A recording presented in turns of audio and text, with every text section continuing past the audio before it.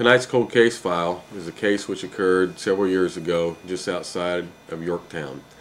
Mr. Stevens' mailbox was vandalized the night before. Mr. Stevens had walked out during the daytime and was working on his mailbox when he was struck by an unknown driver which fled the scene. Tonight's show is that we're going to provide Mr. Stevens' daughter, Sergeant Larry Johnson. They're going to give you the information for you at home who may be able to have the key or the information to solve this case. If you have any information on this case, please give us a call at the Delaware County Sheriff's Office at 747-7885 or call Crime Stoppers at 286-4050.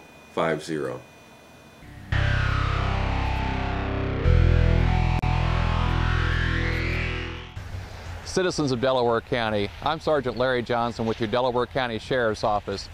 Sheriff George Sheridan and I need your help tonight to solve a crime that's nearly 9 years old. This is the case file of the Delaware County Sheriff's Office on the death investigation of Mr. Fred Stevens. Here's what we know. Sometime in the late hours of July 11, 1997 to the early morning hours of July 12, 1997, some person or persons vandalized the mailbox of Mr. Fred Stevens at 9600 West River Road, Yorktown, Indiana.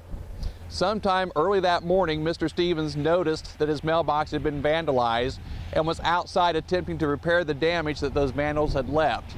While doing so, the driver of a black Chevrolet pickup truck came by and struck Mr. Stevens there at his mailbox, killing him instantly. Here's the type of vehicle that we believe may be involved. Witnesses at the scene state it was a black Chevrolet pickup truck with a dark colored camper shell and amber colored windows on the camper shell. The vehicle that you see here is very similar to what we're looking for. Evidence has told us that we believe the vehicle to be a black 1983 to 1988 Chevrolet pickup, pretty much like this one. It will have the side marker lights as featured here. Evidence at the scene tells us Mr. Stevens was probably struck with the right front of the vehicle. It should show damage in the grille and headlamp area here, continuing possibly down the side of the passenger side fender, damaging the mirror on the passenger side door. What we don't know is who the driver of that pickup truck was. Witnesses believe it was a white male in his 30s to 40s. He left the scene continuing eastbound on River Valley Road towards Tiger Drive without even slowing or stopping after the accident. We don't know where the vehicle is at today. The vehicle may have been sold locally or somewhere in the state of Indiana. It could have been taken out of state to be sold. It may actually have been destroyed. If you have any information on where this vehicle may be now or may have been at the time of the accident, please contact your Delaware County Sheriff's Office at 747-7885 or after hours 747-7878. Thank you. Citizens, what's really sad about this whole tragic accident is it could have been avoided. Some person or persons thought it would be fun to go and vandalize a mailbox.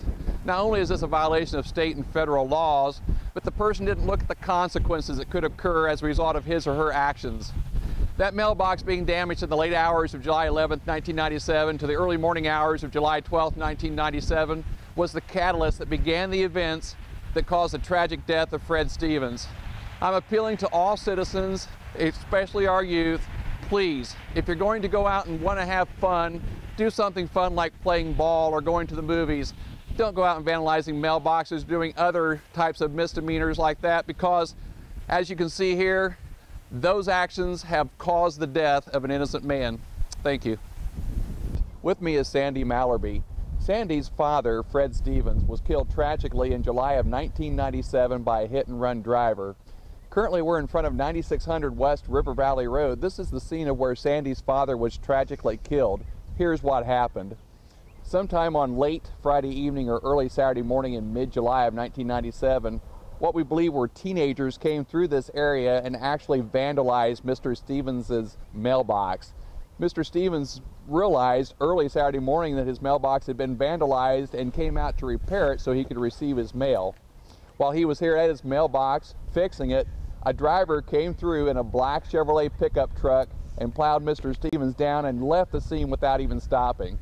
What we're here tonight to see is how Sandy and her family are affected by this tragic accident. Sandy? Since Dad was killed, our lives are very empty. He's missed out on seeing his great-grandchildren being born. Our family gatherings are not the same anymore. You know, we're just asking whoever done this, please come forward so we can put a closure to this. What we do know is that the driver of this accident had to have known that he struck Mr. Stevens. We believe that other people know who the driver of that vehicle was and where that vehicle may still be today. So if you have any information on who this driver might have been or where that vehicle is today, please contact your Delaware County Sheriff's Office at 765-747-7885 or 765-747-7878. Your cooperation and assistance is always appreciated. Thank you.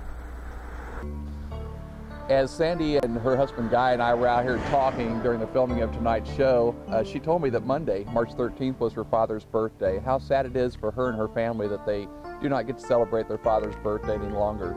But what's really astounding to me is they also have told me that this is the exact same mailbox that Mr. Stevens was out here repairing the day that he was killed.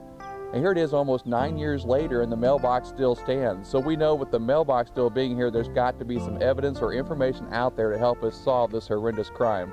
So please get to your phones and call us as soon as possible if you have any information on who might have committed this horrendous act. Thank you.